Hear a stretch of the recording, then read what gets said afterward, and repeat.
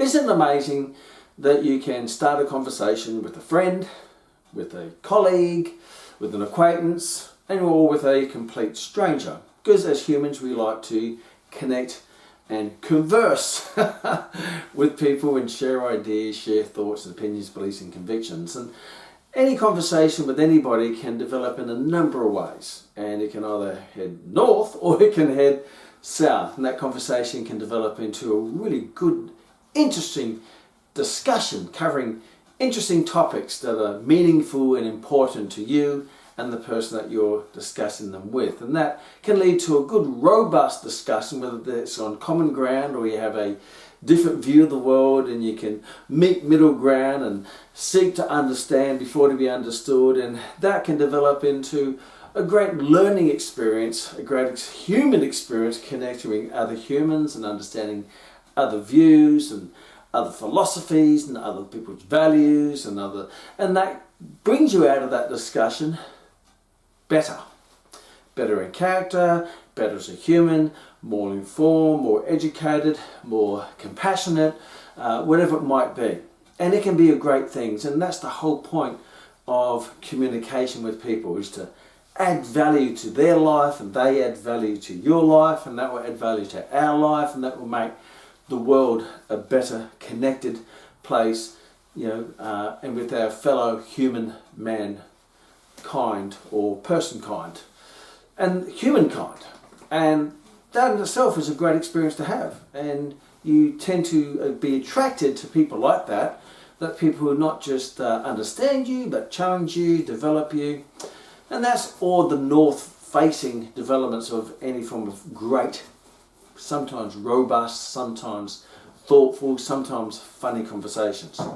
However, on the other hand, it can also head south, because when you start to share conversations or share your views and thoughts and ideas with other people, they may be contradictory, they may be conflicting, they will be basically different.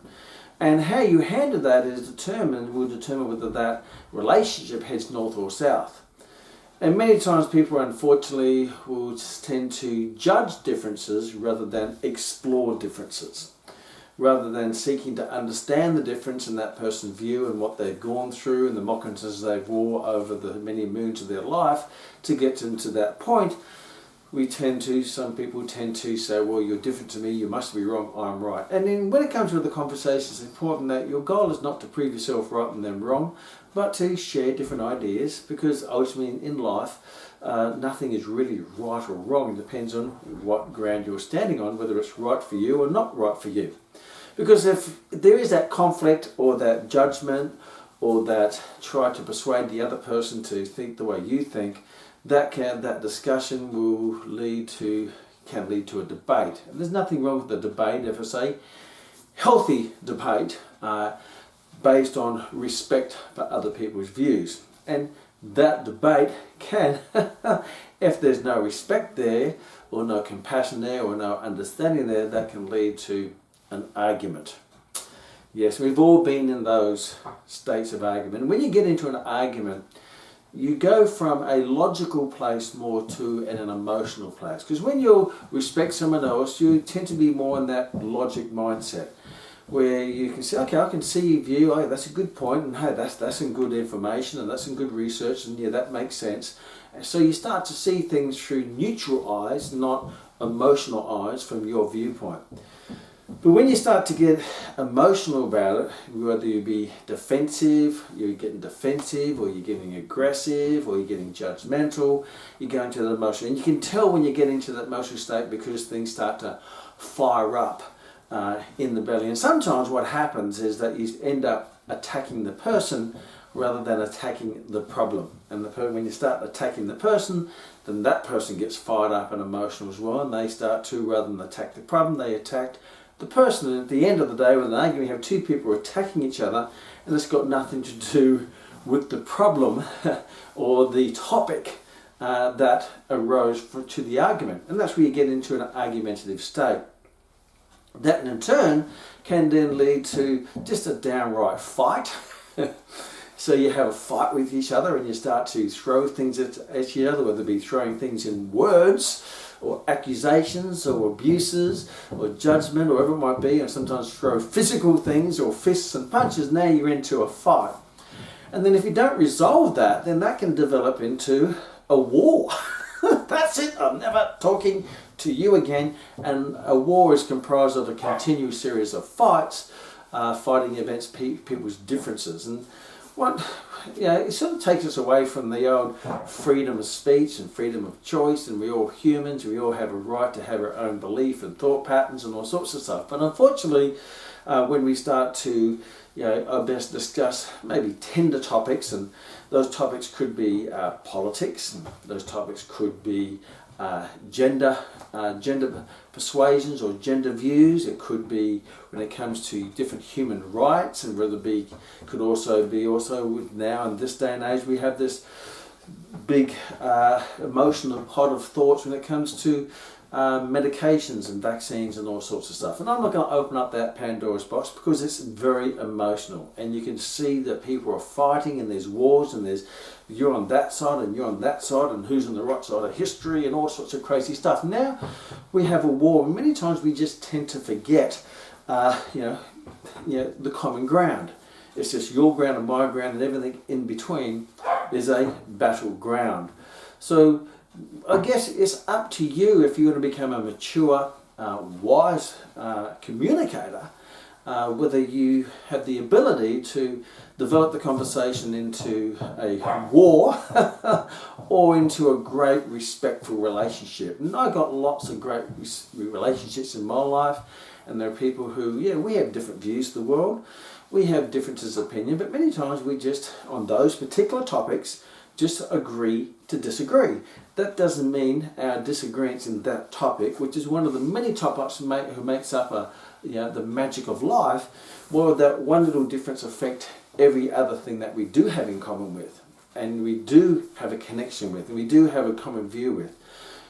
If you only want to have a relationship with people who see the world according to you, then the only person you're going to have a relationship with is the person in the mirror, because everybody else sees the world different. And that's what makes the magic of life so wonderful, because everyone's different, and you can explore different religions and different views and different cultures and different beliefs and all sorts of stuff. But remember that if you're in a communication state and you're in that negative emotion, get into that negative emotion when you're connecting with someone or communicating with someone, you're just going in negative, and that negative means you're getting fired up, you're getting angry, you're getting fearful, you might be getting jealous, you might be getting defensive.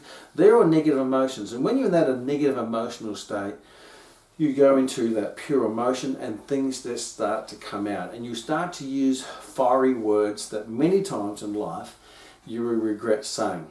And if you look back on your life, throughout your life, and think of all the times that you've had these quite emotional outbursts or quite emotional scenes of fighting and wars and sorts of things, and you've got over it, and you've gone from that emotional state. It may take days, if not weeks, if not years, to go from let the dust of emotions settle down so you can actually see the past from logical eyes.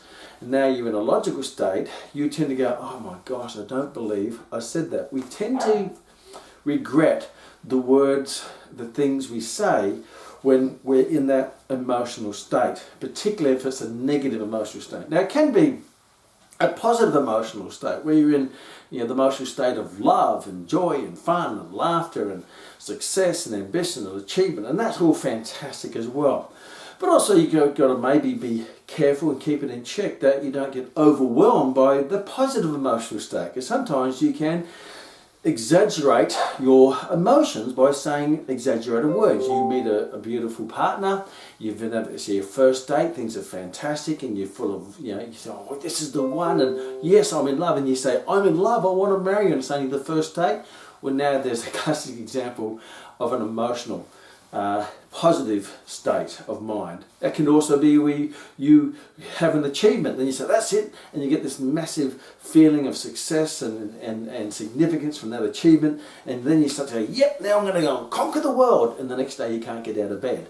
So sometimes it's important to, number one, to be careful or be aware, self-conscious of when you're going into that negative emotional state, when you're having a conversation or discussion with someone or communicating with one person or group of people.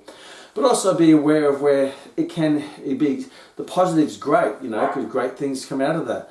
But it also can be very challenging if you let your positive emotions get out of hand, because you tend to say things that you can't back up, and then in the negative you say things that you're going to regret. So today's session is to just be aware of, you know, conversations and discussions, and making things don't turn into a war, or they also don't turn into a promise that you cannot deliver on. So let's have a look at points of when you're going to come into contact with other people, because that's what life is about. It's about the human connection and the human spirit and the connection, the communication, the love, and to be able to have the skills to be able to nurture those relationships, or maybe sometimes just cut off those relationships. It's going to be your choice. At least you have that choice, you have that control.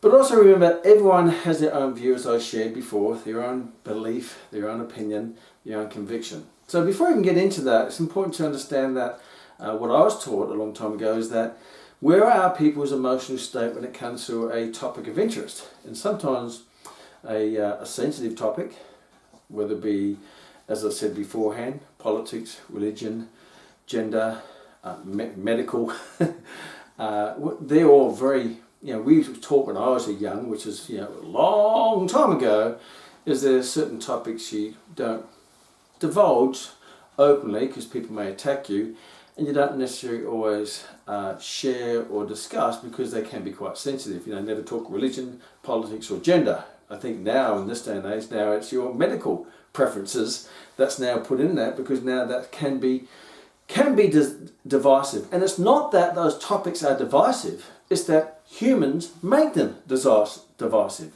So my challenge to you is not to be the person that make those topics divisive. Make them a great topic of interest and of sharing and seeking to understand, and not necessarily always agreeing, but respecting someone else's view on that topic. And you respect, you know, I had a religious upbringing when I was young, and I respect all religion. I respect all genders. You know, it's called a free world. I respect all choices. You can choose to do what you want, as long as you're not harming other people, animals and children. That's my view from a personal point of view.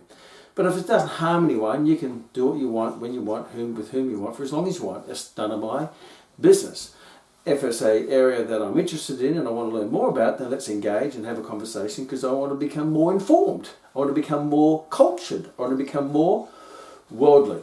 But also, we are emotional creatures, and emotions are important things to understand, because they're the things that help us survive through the Captain Caveman days of fight, flight, and freeze. Those areas that, because emotions is a driver. It's the emotional driver, physiologically, that our body's ready for action to fight off against the threat or the intruder, or to run from the threat or the intruder. So understanding that emotional can get us quite into motion. Now, is that motion going to be positive or negative?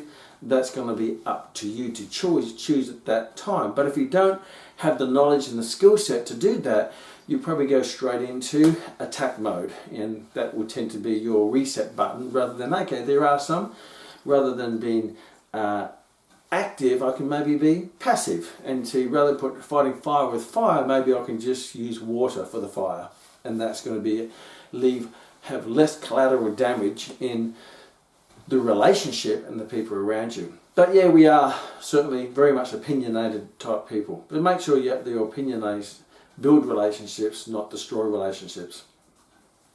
When someone has a view, and I was taught this a long time ago, when someone has a view and opinion of something, and they haven't been exposed to it very long, and they're very open. Because when we're young, we're very open to learning. You know, we're open to everything. You know, I used to believe in the Santa Claus would come in the middle of the night and leave me presents, and the Easter Bunny would come and leave little chocolates. And I just, like a kid, you believe that. And the Tooth Fairy would give me 10 cents for my tooth. And I used to believe all those things, and just because that's what a child does. They're just so open to learning, and they enjoy the fruits of imagination of life. And that's a great place to be. But as we tend to get older, we tend to sort of harden our views on different things. And sometimes we harden our views on different things, not based on evidence, or not based on information or science or proof. We just harden our view on those things because of maybe our circle of influence, or what we've been taught, our upbringing, our personal experiences, what it might be. Not all of those are in our own control. So when someone has a strong view of something, just be very careful that you don't blame or judge the person, because they just might be the product or the result of their upbringing, or their religion, their religious upbringing, or their social upbringing, or their value systems that they were brought, or their own experiences. It's very hard to, it's impossible, not even hard, it's impossible to understand what someone's gone through. And maybe if you actually knew what they've gone through to get that view, even though that view is completely different to yours, if you knew what they went through, whether it be their choice or not their choice, then maybe you'd actually understand and have a bit of compassion. It would be a great paradigm shift. It says, oh my gosh, if I had that upbringing, goodness knows what would have happened to me.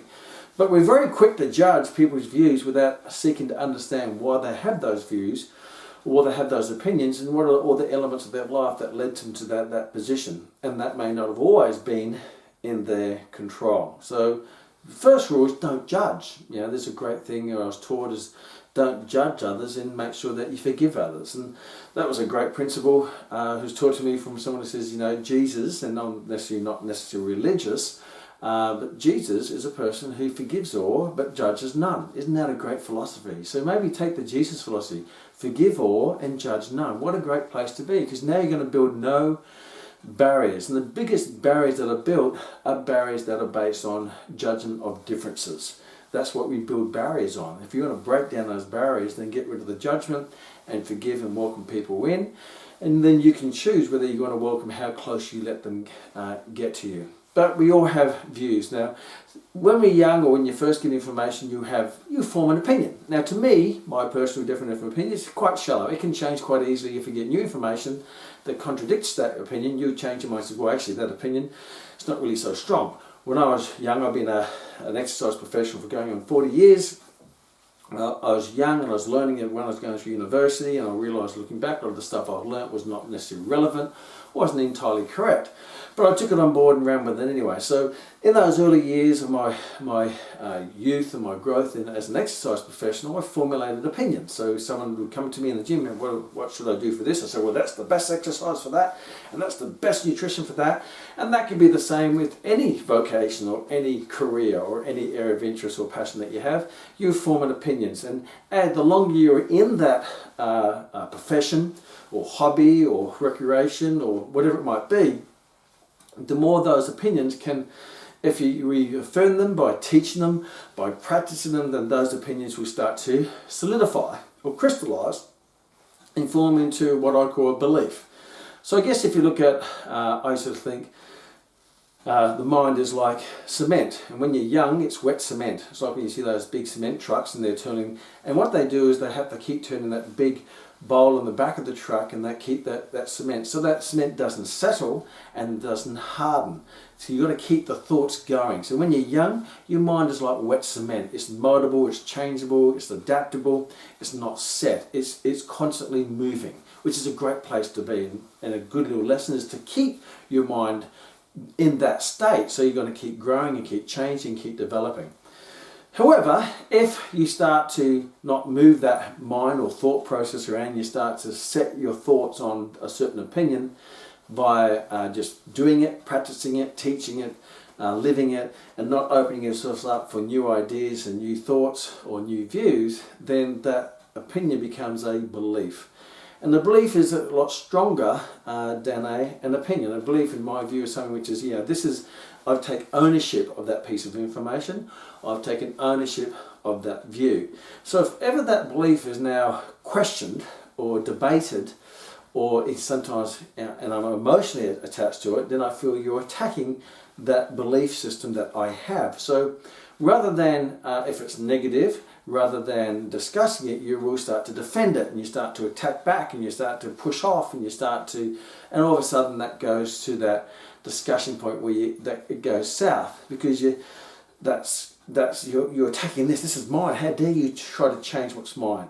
And I've experienced that myself as an exercise professional, because when I got my degree, now I've got a bachelor degree, a position of authority, I now have a status, now I became defined by my degree, and then I got elevated as the gym supervisor, and I got the badge and a degree.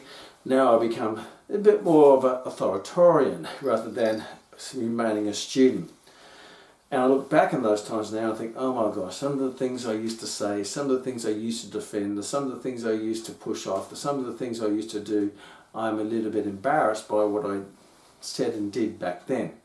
So if you're around then when I was your gym supervisor and I said something which is quite defensive and sometimes could be seen as abusive, then I apologise, because obviously that's where my mindset was. I was formulating my own belief system, and then you start to defend that. Now, when you really keep developing that and you become known as the expert in that area, or the opinionated person in that area, whatever it might be, or the authority in that area, sometimes that belief system turns into a conviction. Now, a conviction is something which is so crystallized it's almost unbreakable. A conviction is something, it's not just a belief that I own. Now, a conviction is that is who I am. So if you start to now question or try to debate or open up any discussion against my conviction, whether it be a religious conviction or whether that be a medical conviction, a political conviction, a gender conviction, any form of conviction, whatever, then how it should be done conviction, then you feel that you're being attacked personally. And when you start getting attacked personally, you take it very personally. You go straight into the emotional state. How dare they say that? How dare they question me? I've got a degree. I'm a doctor. I've got a badge. I'm a politician. I'm a minister. I'm a whatever it might be. And you start to defend behind that status symbol, that icon that you've been defined by. But not understanding is that what got you there was lots of open learning, but you didn't keep that cement turning in the truck. You let it settle, solidify, and now you're not open to new ideas. There's no saying you can't teach no dog new tricks. Well, you can if you're always teaching the dog new tricks, because then it's always open for new stuff to get rid of the old stuff. The biggest barrier to learning is knowing. Your biggest barrier to your future is your past. If you're not learning new stuff, you're not going to get new stuff. I say beautifully in our program, if you want to earn more, you have to learn more. But to learn more, you have to unlearn what you already know, because what you know may be the barrier to what you don't know, and it's what you don't know that gets you to where you want to be. And it's only what you know that's gotten you to where you are, and that's called personal and professional development. So be aware, sometimes people get to the state, me included, you get to that position of conviction. It means that cement is now hardened so much it's like hard concrete. And to get fresh information into the hard concrete, it's like trying to, if the cement is still wet and turning, you can add water to it, which is new information, new ideas, new thoughts, new philosophies, new values, all those things that make up the rich life. You can add it in there and it will be absorbed, and it'll be turned around, and you toss it around, and that's what happens. But if that cement becomes hardened like concrete, putting that water, which as I said is representative of new ideas and thoughts and knowledge and all those great things, that's like pouring water on hardened concrete. It just bounces off. So you can share ideas with someone who's really set in their ways, and it'll just bounce off their head, it'll bounce off their mind. So you've got to ask yourself, is it worthwhile me trying to crack through the cement? I know I may need a jackhammer to get new ideas in there. But if they're open-minded and they've still got that wet cement, then it's going to be a great open discussion, a mixture of ideas and thoughts with respect and humility that's going to come out with something better. So that's just a little bit of a background for you to seek to understand where people are. It's not right or wrong, that's just the way things are. For example, I love my father very, very much. He's passed away. And being someone of vintage, and when he passed away he was well into his 80s, but he'd been through the war, and he grew up on a farm with no running water and no electricity. So he had a very tough upbringing in country Ireland, went through the war, went through those times that we have been blessed not to have to go through. And he worked and he fought the war for freedom to give me the opportunity to live the magical life that I've had through the 70s and 80s and 90s, and now into the 2010s and 20s. And obviously he's formed his own values and his beliefs and convictions. So we didn't always agree on a lot of things, but what I did do in our time together, I'd find the common ground that would sit down and have a great conversation, develop a great relationship full of love and trust and connection. But there were certain topics which I deliberately didn't bring up because we had a different view on the world on those topics. And that's not right or wrong. He has his right to have his own view. He's lived his own life. I haven't gone through the war. I wasn't brought up on a farm with no water or electricity. I remember Rory and I, we went travelling through Ireland some time ago, and when he was alive, he took us to where he was brought up. I thought, oh my gosh, it's just amazing. You know, kids today, and there's no judgment there, but kids today get stressed out over, you know, they got the latest iPhone, or whether they get a like on Facebook. Where he woke up with no electricity and he had to go and see if there's any water in the well, which is a little hole in the ground, to give water to the family. So it's a big paradigm shift of understanding. He said, hey, you know, this person's been through what I would never imagine, even if I could get through it. And he's given the opportunity now. So who am I to judge him on his views and convictions and his opinions and beliefs? Because, hey, he has a right to have them, and they're very justifiable in his own mind, and that's not right or wrong. That's just the difference of people and what makes up the magic in life. It's like the jungle. Everyone has different views, and there's different animals. There's the monkey, there's the bird, there's the hyena, there's the lion, and none of it is more important than the other, because they all make up the jungle, as we all make up the world made of humankind. Meaning, be kind. Human, kind. Be kind. Particularly, it's great to say that you're kind, but are you kind when you don't have to be kind? And are you kind when you have every reason not to be kind? And that would be a great judgment of your own human character. I was always taught your character to determine by how you treat people who have nothing to offer you, but more importantly, how do you treat people who actually attack you? Do you attack them back? Means you're allowing yourself down to their level of thought, or are you staying above that? But that's another discussion.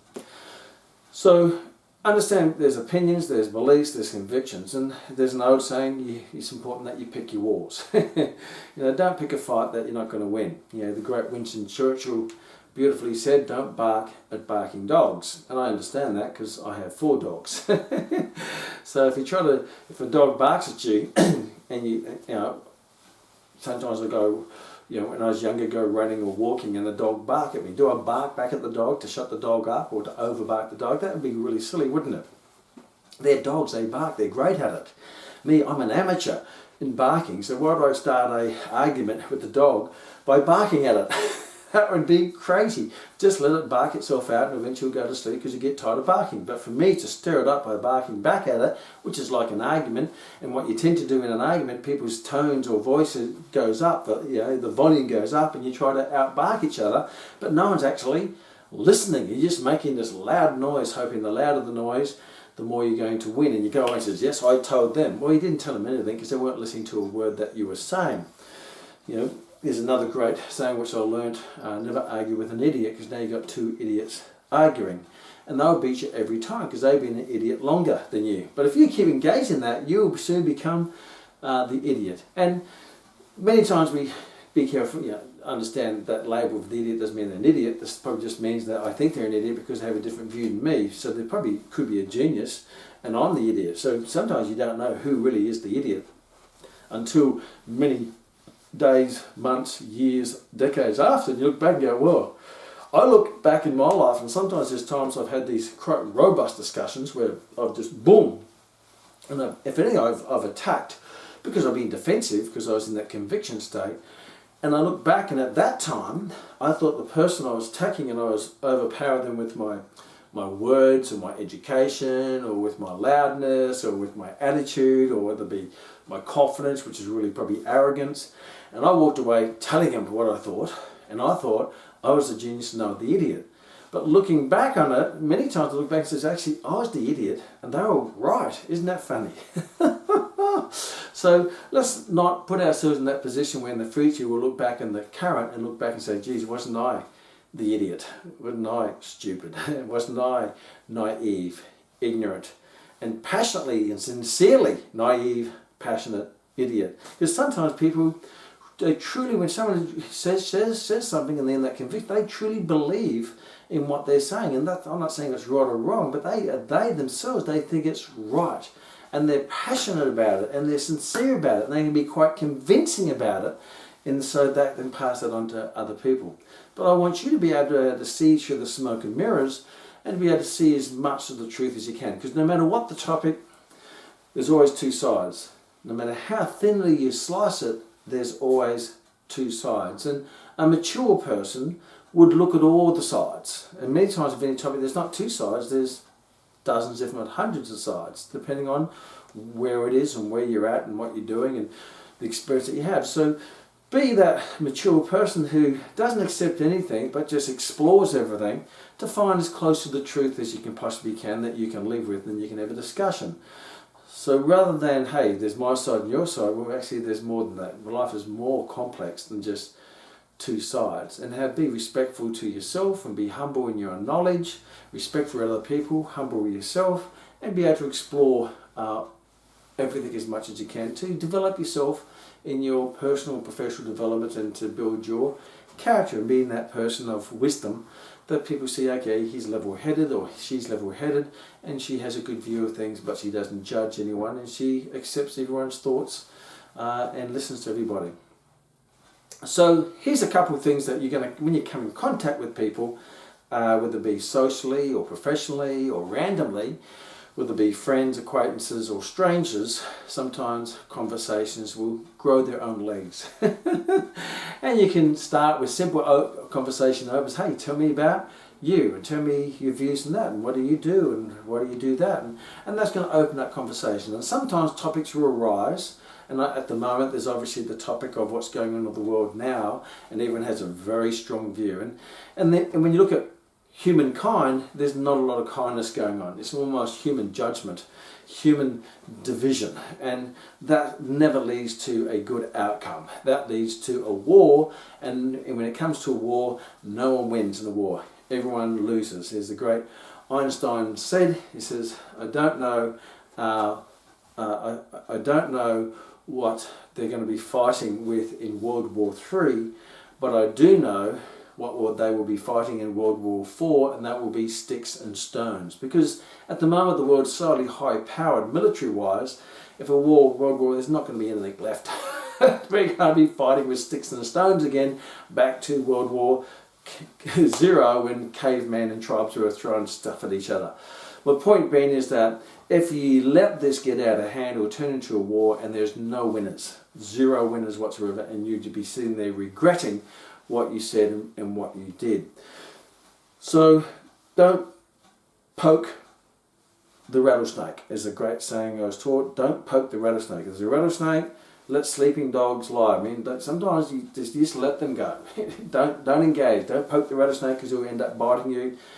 If I look at communication, I see a strange dog walking down the path, and that strange dog is a Labrador and its tail's wagging. Then I go, yay, it's a Labrador, because I love Labradors. I've got 2 Labrador retrievers. I had a Labrador Gold Retriever beforehand, another Labrador before that, because they're always friendly and great lovers and communications and cuddly and all sorts of stuff. Right? So I'm a bit more open to have a connection with a Labrador. But if I'm walking down the street and I see this dog coming towards me and they look like a wolf and their fangs are out and their ears are up and the hair's on the back of their neck and they're like this and they're muscular, I'm going to be a bit more cautious in how I connect with that dog. And I'm a dog lover for all dogs, and sometimes there's no such thing as good or bad dogs, it's just good or bad owners, because the dog many times is the reflection of the owner. So I don't blame a dog that's angry, because probably it's been abused by the owner or taught to be angry. So I don't attack the person, I attack the problem. The problem is maybe the person behind the dog, and that's another topic.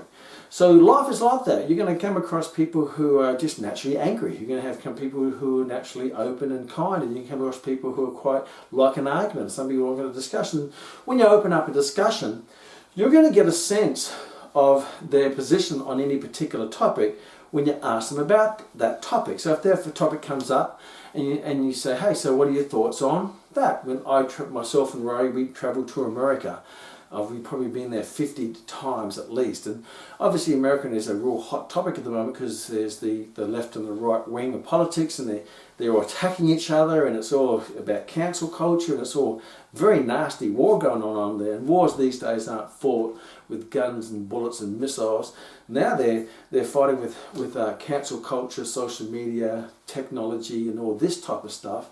And it's actually, I think it's quite meaner because you can't actually see your enemy anymore. You used to be able to see your enemy. In my day, when I was growing up in school, if, Tom, the bully at school, picked on me, Tom was in front of me, right? He picked on me and I could see him. And so I could choose whether I'm going to walk away or we're going to have a scuff in the playground. At least I can see. And the worst thing that came out is I had a blood nose and maybe a little bit of a dented ego because I lost the fight. But then the next day we're back to being best friends again, and off we go.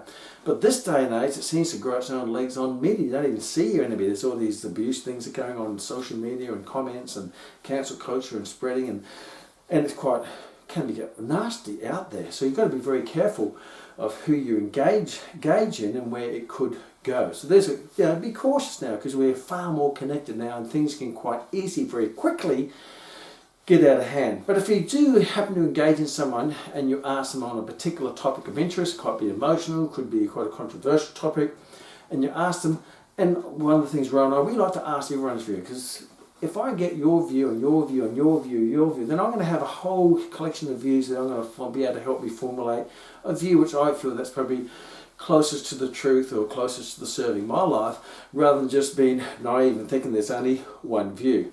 So when we go to America, we'll ask, hey, what's your view on the president? Or what's your view on this? Or what's your view on that? And all of a sudden, you get all these views. And I have two cabbies, and they will tell me two completely different things about the same situation. You can have the same thing happen, and 10 people will tell you 10 completely different versions of what actually happened. And the ones who are very emotional about it will be way up this end, and ones who are negative emotion will be up there, and positive emotions up there, and they'll be very all over the place. So when you hear stuff or you see stuff, it's not always the exact truth, because sometimes your truth through your eyes, truth is in the eyes of the beholder, as they say, can be affected by your emotional state at the time. For example, if you just had a relationship breakup, then every song you hear on the radio seems to be a sad song. If you're just falling in love, then every song you tend to hear on the radio is a love song. But the radio is the same, but you tend to see or hear what you hear and see based on many times your emotional state. So just be aware of that sometimes even your words can be affected by your emotional state.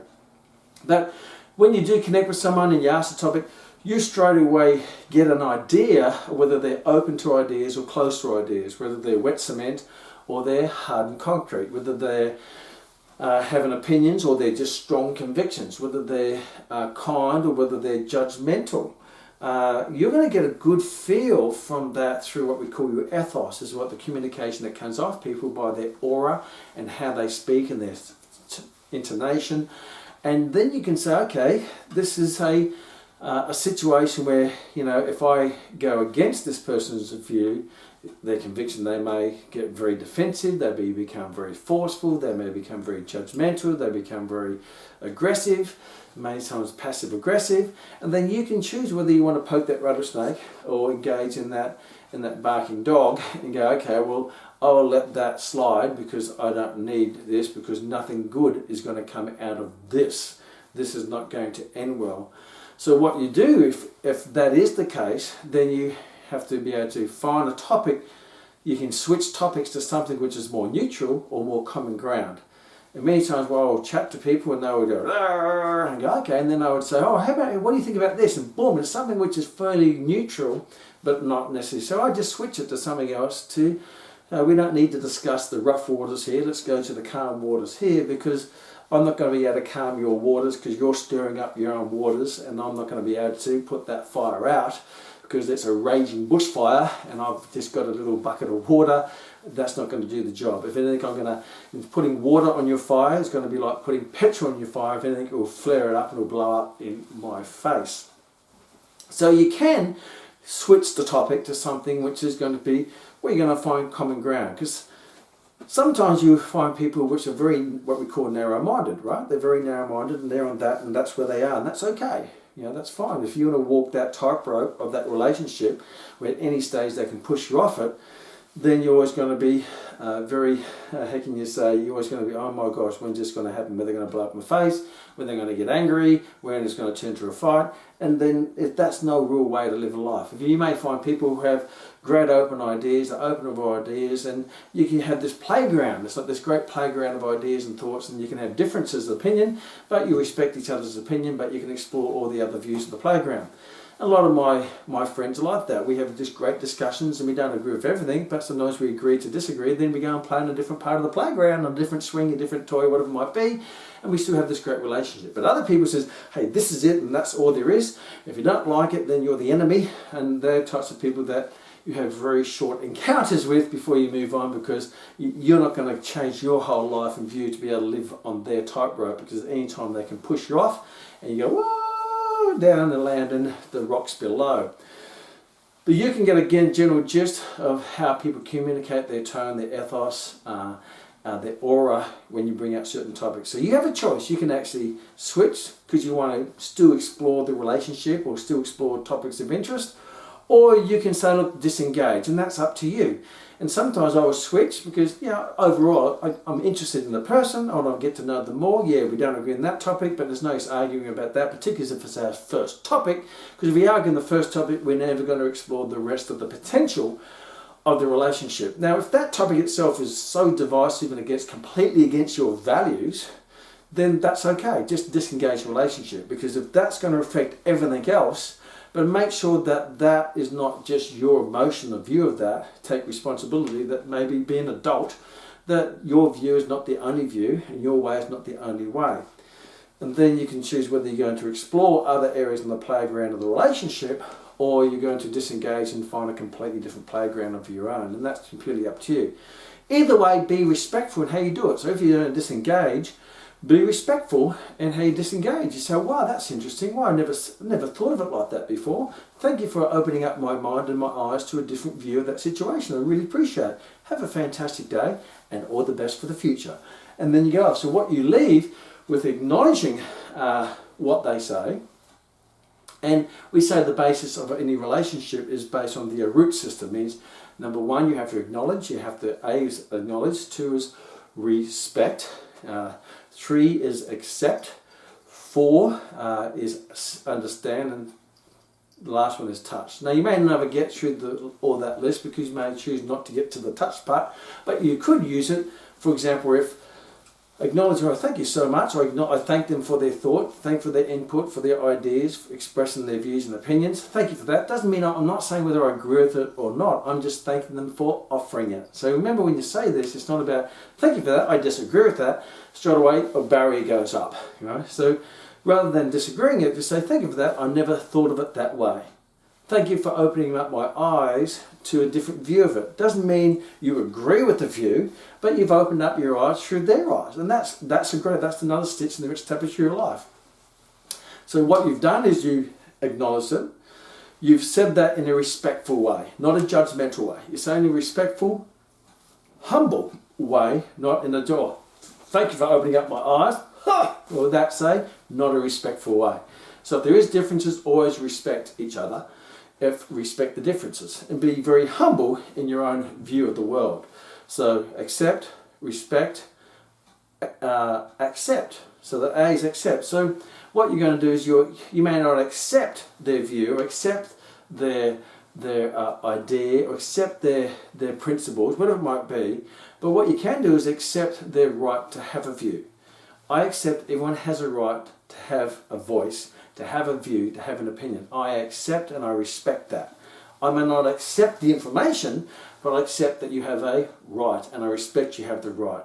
And then understand, seek to understand. There's a great book, 7 Habits of Highly Effective People. One of the habits by Stephen Covey is seek to understand before they're understood. So before you share your opinion, get their opinion first. Find out where their ground is. Find out whether it's emotional or logical, agreeable or what it might be, or aggressive. So seek to understand before to be understood. And you've done that by saying, hey, share with me your views and tell me about that and tell me more. Okay, so why do you believe that and how does that work? So you can ask these great open questions that get them to think about not just their principles and ideas, but actually to dig deeper to say where do they come from and how do you justify them. Not in a judgmental way, but more of a learning way, as a exploration way. If you say it that way, then they're going to open up, and the deeper you go, you're going to get to more deeper to the truth.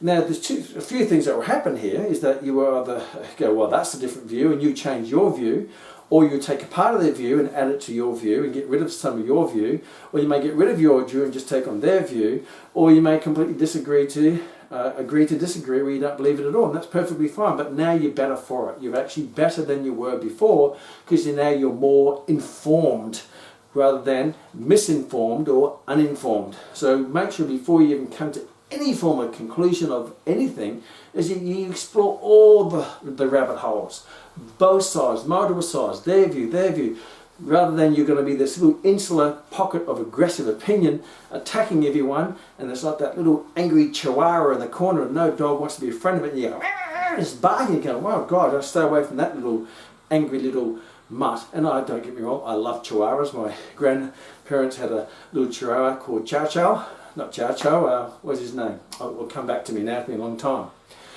So yeah, don't be that irritating person who has a strong opinion about everything, but you've actually in a little place of information. So seeking to understand before understood, and then obviously that touch at the end is from a respectful way. You shake hands. Thank you very much for that. Have a great life.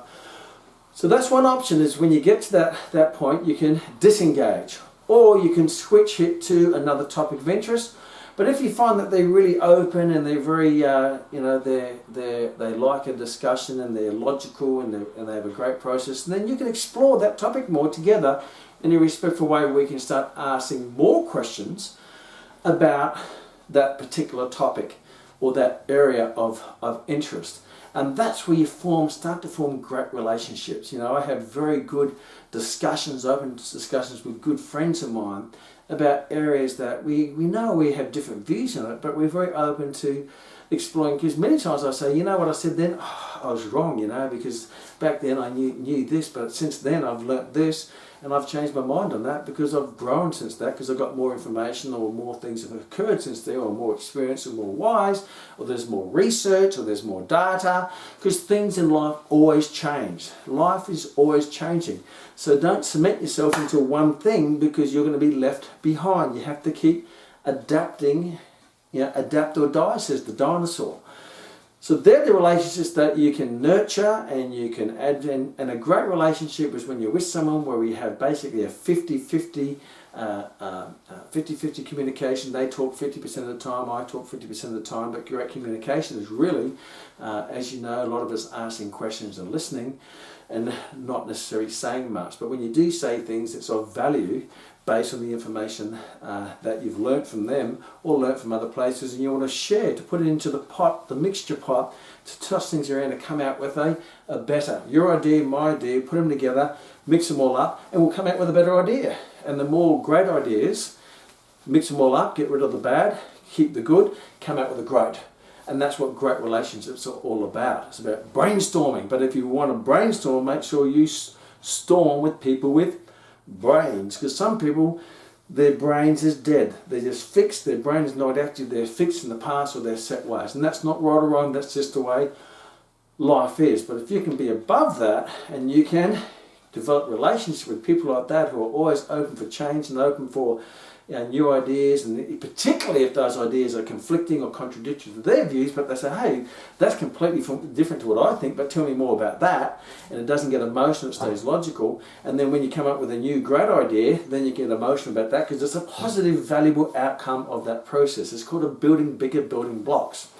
So when you engage in conversation, discussion with people, to make sure it doesn't get to that stage of war, you want to get to that stage of a mutually respectful, loving relationship. And that many times can be determined by you whether it goes north or south. But if you're trying to take it north and they're way pushing down south because they're so fixed in their ideas, or they're concrete, or they're judgmental or angry, or they're in that place of blame-itis or excuse-itis or whatever it might be, then hey, let's just let that one slide. And then you can do one of three things in that whole process. Number one, tell me about that. Anyone thinks differently? They're idiots. You go, oh, wow, thank you so much. I never thought of it like that. Thank you for giving me some great insight and great input and sharing me a different view of things. That's really fantastic. So what do you think? Says, well, my mind isn't quite made up, but you certainly added value to me to make up my mind. Thank you very much. I really appreciate it. Shake hands. Have a great day. Have a great life. All the best. So that's all following the root system, and you're disengaging. B scenario is that, hey, that person has something valuable, they're quite aggressive in that area, but let's switch topics to see if there's other potential to develop a relationship, even though they're pretty set in that. Because maybe sometimes if you develop a relationship in these less emotional places and they're based on logic and they start to like you and they start to respect you on these areas, then what they may do is they may start to respect your views on this area and vice versa. You may get to know them better and understand a bit more of why they have that strong view in this area, and they'll get to know you and be more open to you sharing your ideas. So sometimes going over here in non-emotional areas, negative emotion, more maybe positive emotion, things that we have an interest, oh, that's fantastic, oh, we're so much alike, yeah, even though this little area is there, this and sometimes can open up this and break down the concrete here and it starts to fall apart, fragment, and before you know it, you come up with a win-win. So win-win means that I'm not compromising for you, you're not compromising for me. We're finding middle ground and finding a win-win, and we can manage this even if we do have differences, so we can still explore and enjoy this. Or this may be broken down and you come up with something whole new, completely new. So that's another option.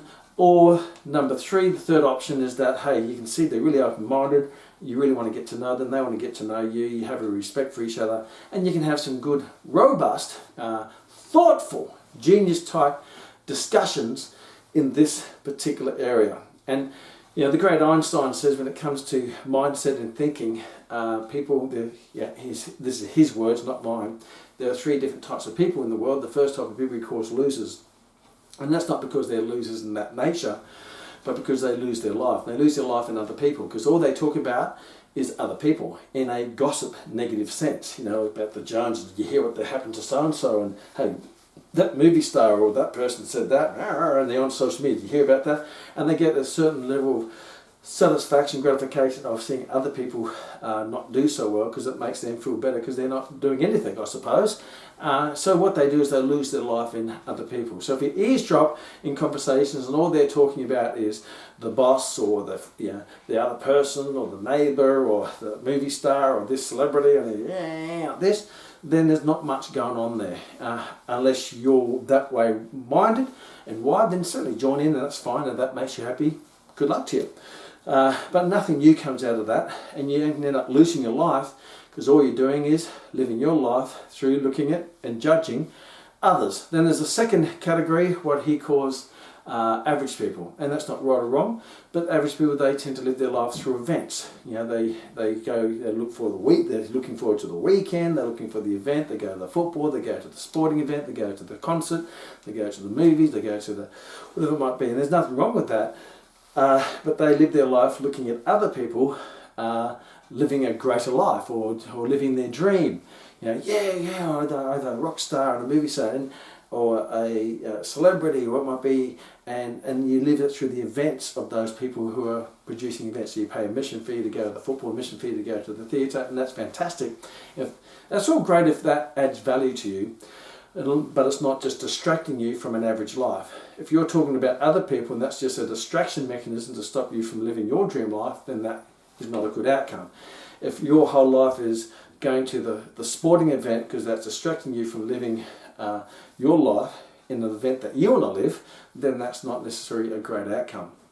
But if you're I like to talk about people who are doing great things because that inspires me to do my great things. I love to, go to the movies or the sporting events because that inspires me because they're living their dream. Why can't I live my dream? So those two situations can be positive and negative depending on, is it distracting you or is it motivating you to go and live your life? Is it distracting you from your life or motivating you to live a better life? And the third type of people that Einstein talks about is what he calls geniuses. And all geniuses do, all they talk about is ideas.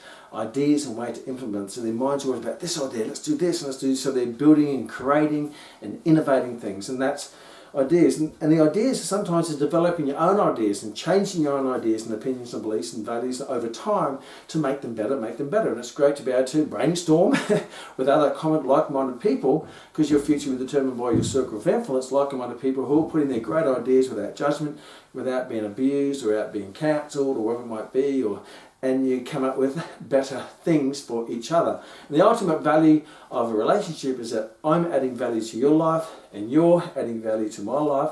So I get a better life, you get a better life, we get a better life, and we can pass it on to everyone else. So we make the humankind a better life. We're adding value to the world, not taking value for the world. So focus on things that are important, not things that are insignificant. And don't focus on small stuff because at the end of your life, it's all small stuff. See you in the next Kmax.